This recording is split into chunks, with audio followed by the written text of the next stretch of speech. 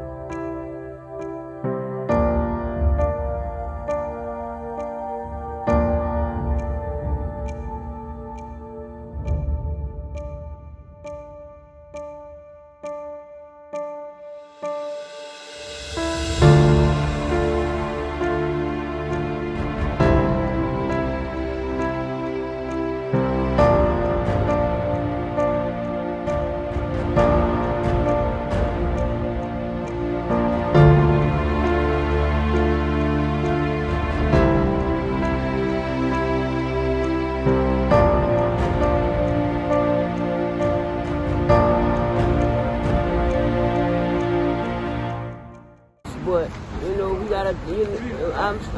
Some of us know how to survive. We done been through it through Katrina. But it's just hot. We ain't got no water. I mean, no cold water, no ice, no heat, no air.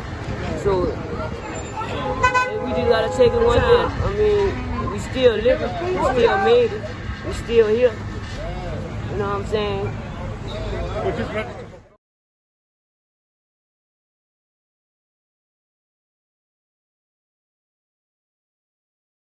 Roof over there.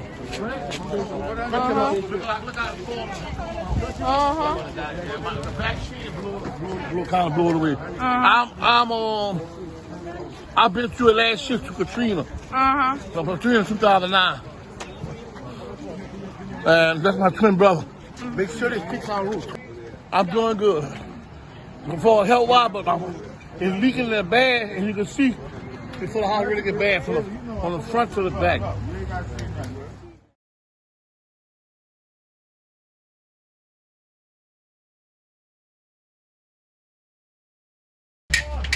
The house shaking, and we ran to the back. That was it. That's all I can remember. Then the light went out. The light was out already. So that was it. Killed my TV. That was it. Go ahead. Yeah, we've been through a lot of disasters. I'm from Vassar, Louisiana. We had to come all the way down here to Gonzales because we were totally out of power. We have no resources to get to any stores or anything. Everything is closed down due to road blockages and flooding and stuff like that. So we had to come all the way down here just to find a generator. So we have no other ways to get anywhere else. We there's a lot of problems, a lot of toiletries coming this way too. Which a lot been cleared up on the airline coming this way. So it's pretty been, a steady flow of traffic. It's just that when you get to the gas pumps, then you got several big lines and stuff like that. So otherwise, food, you gotta somehow out your way to try to get food and stuff like that. So ice is a major problem you can find there.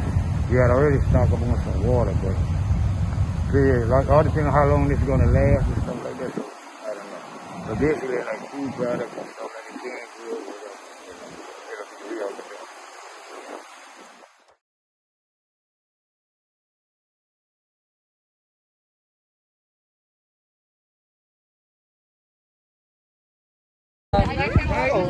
Well, we're pretty good so far. We got the generator right now and everything, but we don't know how long that's gonna last. And we have, we got this food. We just didn't have hot food. We still had cold stuff, sandwiches, water. And the only reason we still have water right now is because I took these bags and filled them up with water and put them in the freezer before everything happened. So we still have cold stuff going on, cold water and everything, but of course that's gonna run out real soon too because we have a lot of kids with us. So yeah. I'm Mama Disa Lois Adams in the community, live in Lafitte Senior Building. I regret not leaving with my older brother who lives in the East. They left Friday morning and they're now in Alabama safe and sound. They post on Facebook with early breakfasts and with Mama, Daddy and all them.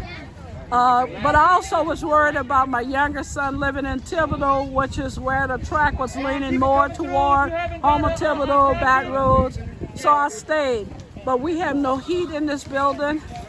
There are people on insulin. Thank God I try to take good care of myself. I'm not on insulin, but they have need for ice. And luckily, a corner store started giving bags of ice out yesterday to us.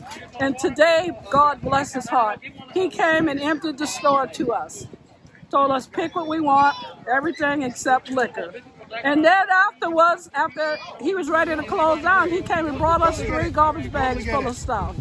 So they're all good people doing good things. Loud and clear. But the heat, as you see, I'm sweating and I'm in the open air, so you know once I get in my 3rd floor apartment. That was the other reason I stayed. I'm on 3rd floor. And when the city cleaned the catch basins out after the last flooding, I didn't feel the need to run. But anywho, it's a horrible experience for seniors. I applaud, I don't recognize the state legislature that was on MSNBC commenting when they kept using the name New Orleans for the Ida coming at 150 miles an hour. And that she actually said New Orleans has a lot of seniors that can't afford to evacuate, because that's real, especially at the end of the month. I don't have money to evacuate. Okay?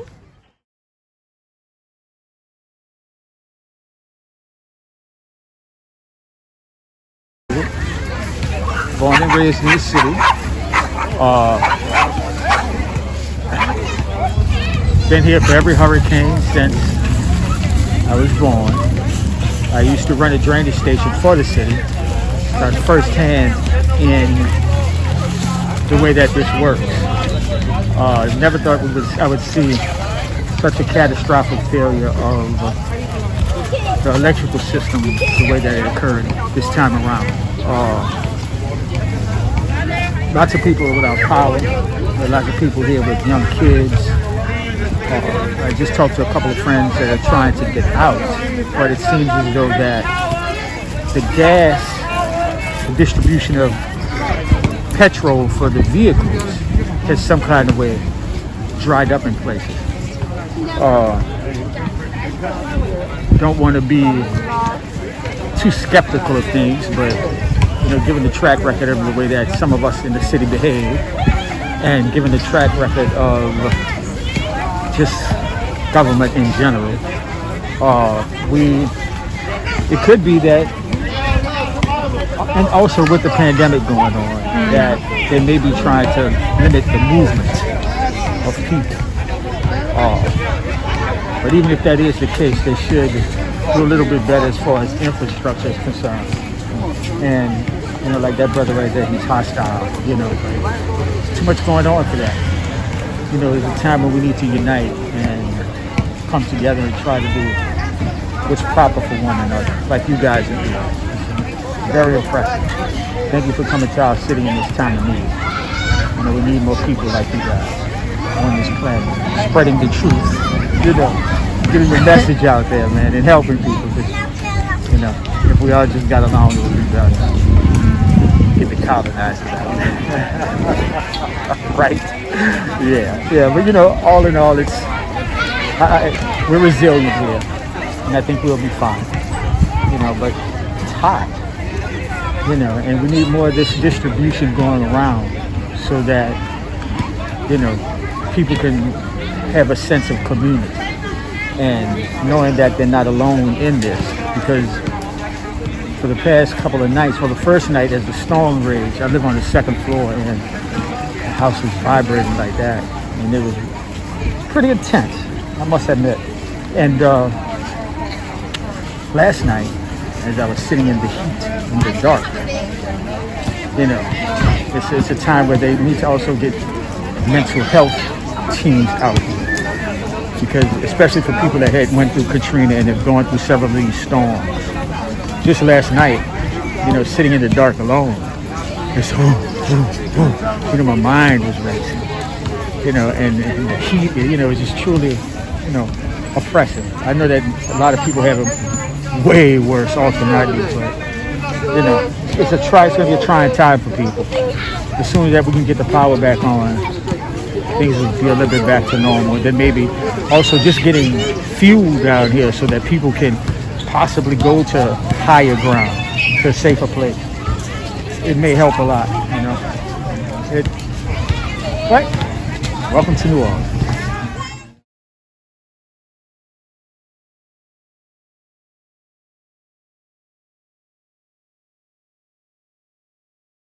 Come on through, come on through.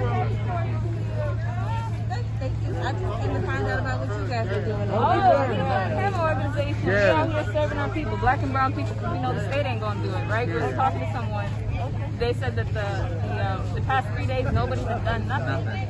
So that's why we out here passing these out for free. We're all about self-determination. Absolutely, absolutely. Yeah, we international organization. We've been building for the past 2 years. You know what I mean? We're out here in Kenya, we're out here in Nigeria, we're All over the world. Fiji, we're in New York, and we're getting our people organized in every hood, worldwide. You know what I mean? To say, hey, we can rely on ourselves to solve these problems, especially as these problems become more and more intense, and this white empire crumbles.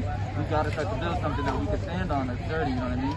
And that's why we call ourselves the Hammers, because we kind of destroy this old system, but it's not just, you know, F the system, it's also, hey, let's build. You know what I mean? That's what we all about. We got water. You can follow us at Black Hammer Times on Instagram and all that. Well, thank you guys for your donation. Of course. You can check us out on our pages on Instagram and everything. BH Atlanta, Black Hammer Times as well. Still making we as long as we still here. It could have been worse than this. But we you know.